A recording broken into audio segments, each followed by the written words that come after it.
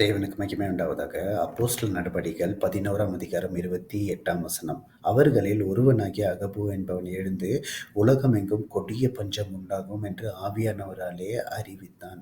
அது அப்படியே கிலவுதியா ராயனுடைய நாட்களில் உண்டாயிற்று.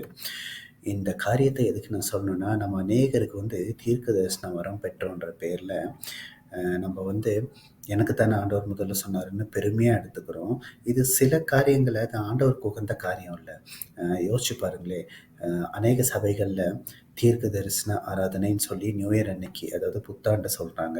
அதுக்கு மேல ஆண்டவர் இந்த நாட்கள் என்ன நடக்கும்னு சொல்லி அமெரிக்காவுக்கு இப்படி, ஐரோப்பாவுக்கு இப்படி, இந்தியாவுக்கு இப்படி எல்லாம் நடக்கும், பூகம்பம் வரும், இந்த மாதிரி அநேக காரியங்களை சொல்றாங்க. சொல்லி ஒருவேளை சில காரியங்கள் நடந்தா நம்ம சபைக்கு சொன்னாரு பார்த்தீங்களா அப்படின்னு அட்வர்டைஸ்மெண்ட் பண்றோம். ஆனா ஆண்டவருடைய நோக்கம் தீர்க்க தரிசனமா கொடுத்தாருன்னா அது கிடையாதுங்க. உங்களை ஆயத்தப்படுத்துகிறார். ஏன்னா அடுத்த வசனம் நீங்க படிச்சீங்கன்னா, அப்படியே அவர்கள் அப்பொழுது சீஷரில் அவரவர் தங்கள் தங்கள் திராணிக்கத்தக்கதாக யூதேயாவில் குடியிருக்கிற சகோதரருக்கு உதவியாக பணம் சேகரித்து அனுப்ப வேண்டும் என்று தீர்மானம் பண்ணினார்கள்.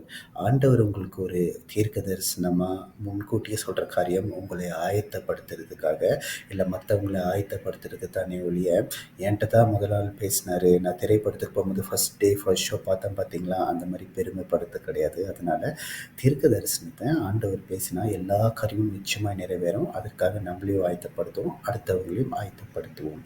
தெய்வம் தாமே ஆசீர்வதிப்பாராக.